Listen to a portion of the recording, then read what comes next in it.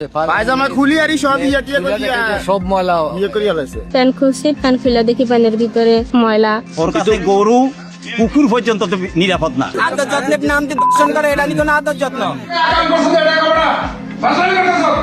জায়গা পুরো লাল হয়ে রয়েছে। একজন 72 বছরের বৃদ্ধ একটি মসজিদের মুয়াজ্জিন, সমাজের একজন সম্মানীয় মানুষ, কিন্তু তার ভয়ঙ্কর থাওয়ায় 4 বছরের শিশুর জীবনে লেগেছে অন্ধকার। চাঁদপুর ফরিদগঞ্জের ঘটে যাওয়া এই ঘটনাটি শুধু একটি এটা অপরাধ না, সমাজে আমাদের ঘটে যাওয়া একটি বাস্তবতা। এই যে মুরব্বী, এই যে আপনি তো এই বয়সে তো এই কাজ করার মতন না। আপনি এই বয়সে আপনি তো আমাদের দাদার বয়সের, তো এইসব কথা কেন শোনা যাইতেছে? আগে পরে তো আপনার ব্যাপারে অনেকগুলা অভিযোগ ছিল, বা এলাকাবাসী এটাকে আমাদের, বিশেষ করে আমাদের আপনাদের বাড়ির মানুষজন এটা কিছু বলেন কি কারণে এরকম আপনার না না, আমি কোনো কারণ নাই। আমি ওদেরকে সবাই যে ছোট ছোট যারা আছে, ওই যে মনে করেন জমন্তর বেগুলো আমি ডাকি নিয়ে আদর যত্ন করি। এই মাইয়া করে আদর যত্ন ছোট ছোট মাইয়া করে আদর যত্ন, এটা কোনো আদর যত্ন। আদর যত্নের নাম দিয়ে দর্শন করে, এটা নিতো না আদর যত্ন। আদর যত্নের নামে কি দর্শন করে? এটা কি আমাদের এই যে ঘটনাস্থলে পরবর্তীতে এলাকার বাড়ির পোলা বান্ধবছে এখন এখানে নাম্বার ঘটনা এটা বারবার ধামাচাপা দেওয়ার কারণে 4 নাম্বার ঘটনা। এটা 4 নাম্বার এলাকাবাসী কিছু টাকা টুকা খাই, ধামাচাপা দিয়ে তার অতীতে কয়েকটা ঘটনা ঘটছে। আমি বাড়িতে আসছি, বাড়িতে আসার পরে শুনি আমার বাইর বেডিরে উনি শঙ্করনের লাই হারাহারি করছে। এর ভিতরে দিয়ে আমার বাড়ির বাইর খবর হয়, তাড়াতাড়ি দৌড়াই আইছে, তারপরে ছুটে নিছে, মানে হাতে নাতে পাইছে ওনার কাছে বাচ্চাটারে। করতে পারে না, করতে পারে না, কিন্তু হাতে নাতে করান লইছিল। এই কারণে শিশুটারে হরা লাইতে শিশুদের সিকুর দিছে, সিকুর কারণে দিছে। এরপরে আমার বাইক টিয়া কই 4-5টা ঝাড়ু দিয়ে বাড়ি লাগাই দিছে, টুলটা হিসাব পায়জামা খুলি আর সব সব ময়লা করে ফেলেছে। ময়লা আছে, মানে মেয়ের শরীরে ময়লা পাইছে না। গেল রোববার সকাল আনুমানিক 11:30। সবকিছু ছিল স্বাভাবিক। হঠাৎ করে প্রতিবেশী এক শিশুকে বিস্কুটের লোভ দেখিয়ে ডেকে নেয় নিজ ঘরে। অভিযুক্ত দিলার হোসেন। সেখানেই ঘটে যায় নিঃশর্ত নির্যাতন। কি হয়েছে? ও বলে যে দুধে আমারে বিস্কিট দিবে বইলা আমারে নিয়ে গেছে, নিয়ে আমারে দুধে ব্যথা দিছে।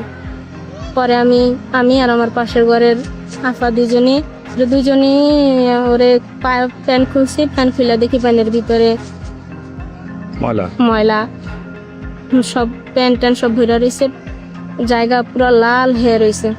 পরে আমি দাদারে হাদি মেম্বারের ফোন দেই, আমার ননদ হয় রেহানা, ওরে ফোন দিয়ে নেওয়ার পরে ওনারা দেখে।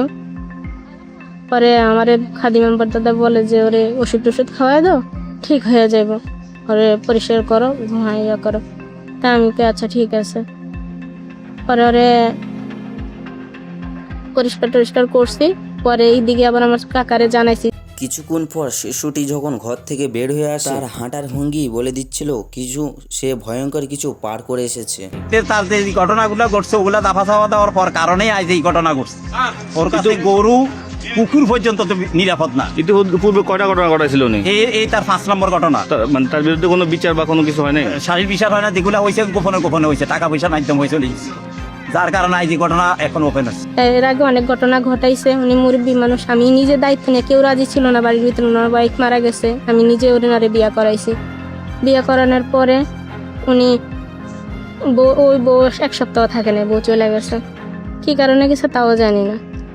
এখন ওনারে আমি আবারও বলছি যে আপনি বিয়া করে নিয়ে আসেন, যেহেতু উনি অনেক ঘটনা ঘটাইছে, সেই প্রেক্ষিতে আমি বলছি যে কাকা আপনি বিয়া করে নিয়ে আসেন, একলা ঘরে থাকেন না।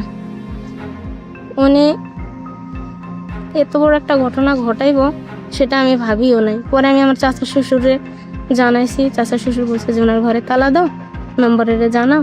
পরে আমরা ওনারে একটা সামাজিকভাবে একটা ব্যবস্থা নিয়ে ওনারে বাড়িতে আর রাখবো না, বাড়ি থেকে বের করে দিই। শিশুটির মা জানায় সে রান্নাঘরেই রান্না করছিল। মুয়াজ্জিন তাদের বাসায় এসে টাকা চাইলে সে পরে দেবে বলে জানিয়ে দেয়।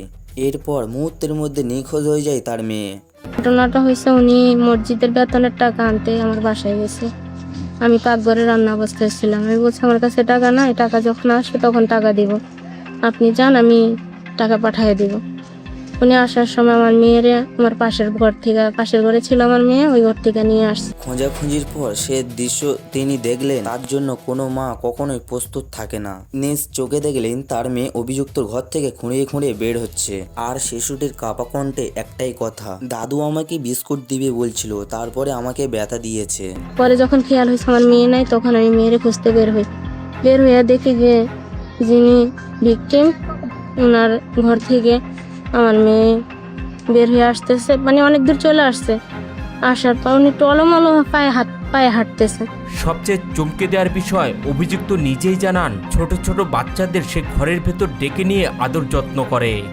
কি আছে রে আউ তো কোলে নিতে বেরে না কোলে লইছি এত না কি করছেন? আপনি কোনো মেয়ে এসে করতে গেছেন নাকি? এই এতটুকু। উনি হচ্ছে আমাদের বাড়ির মুরব্বী। উনি মুরব্বী নামে হচ্ছে যে কলঙ্ক। উনি লেবাস দাড়ি, তারপরে যে মানে খুব আলেম, মসজিদে যায়, আগে আগে আজান দেয়, মানে একবারে সামাজিকতা। কিন্তু ভিতরে ভিতরে উনি এই কয়েকটা এরকম ঘটনার সাথে, অনেক ঘটনার সাথে জড়িত। গরু, কুকুর এগুলো তো আছে। ইভেন মানুষ, একটা বাচ্চা 4 বছর 6 মাসের একটা বাচ্চা কোনো নিরাপদ নাই। তারপরে এই ঘটনা মানুষ, আমাদের বাড়িতে 2টা বাচ্চার দোনোটা সেম ঘটনা ঘটছে। 2টা বাচ্চার তার এখন যে বাচ্চাটার সাথে ঘটনা হয়েছে তার স্বাস্থ্য বোনের সাথে সেম কাহিনী হয়েছে। পরে দিয়ে এটার বিচার আচার মানে এলাকার লোকেরা দামাচাপার ভিতরে রাখছে। দামাচাপার ভিতরে রাখার কারণে আজকে এই এত নম্বর ঘটনার পর্যায়ে গড়াইছে। যদি ওই সময় বিচার আছে সুন্দর মতো হতো, তাহলে এতটুকু গড়ানোর কোনো সুযোগ ছিল না। ঘটনার খবর পেয়ে ইউপি সদস্য সহ স্থানীয়রা তাৎক্ষণিকভাবে পুলিশকে জানান। পুলিশ ঘটনাস্থলে গিয়ে অভিযুক্তকে আটক করে। আজকে বাজার থেকে বাড়িতে আসছি। বাড়িতে আসার পরে আমার একটা ফোন গেছে যে এই বাড়িতে একটা ঘটনা ঘটছে দর্শনের, আমার 22টিরে দর্শন করছে ডেলিভারি। তো আমি দ্রুত গতিতে আসছি। আসার পরে মোটামুটি মেয়ের বাচ্চার মায়ের সাথে কথা বলছি। কথা বলার পর দেখলাম যে ঘটনা সত্য। এর সাথে কথা বলছি, যে ঘটনা ঘটাইছে তার সাথে কথা বলছি। কথা বলার পরে সে মোটামুটি আমার কাছে একটা স্বীকারোক্তি দিয়েছে, তবে পুরাটা দেয় নাই। তো আমি আসার পরে কিন্তু কোনো অঘটন ঘটে না, অপ্রীতিকর ঘটনা ঘটে নাই। হালকা পাতলা হয়তো আগে পরে কেউ কিছু করছে কিনা আমি জানি না। তারপরে আমি আসার পরে আইনানুগ ব্যবস্থা গ্রহণ করার জন্য আমি থানায় ফোন করছি। ওসি স্যার ফোনের সাথে সাথেই উনি ফোর্স পাঠাইয়া দিছে। মানে 20 মিনিটের মধ্যে ফোর্স এসে এখানে উপস্থিত হয়েছে। এখন আইনের কাছে তাকে সোপর্দ করা হয়েছে। আইন যে সিদ্ধান্ত নেয় সেটাই সঠিক। এই ঘটনা আমাদের চোখকে আঙুল দিয়ে দেখিয়ে দেয়, অপরাধী সবসময় অপরিচয় কেউ নয়। কখনো কখনো পরিচিত মানুষ, বিশ্বাসের মানুষ, এমনকি ধর্মীয় স্থানে থাকা কেউ হয়ে উঠতে পারে ভয়ঙ্কর। আমি সর্বোচ্চ শাস্তি চাই। আমাদের শিশুদের নিরাপত্তা শুধু পরিবারদের দায়িত্ব নয়, এটা পুরো সমাজের দায়িত্ব। এই ঘটনার বিচারে যেন দ্রুত হয়, এটাই প্রত্যাশার সবার। আর এমন ঘটনা যাতে কখনোই না ঘটে, সেই সতর্কতা তৈরি করা আমাদের সবার দায়িত্ব।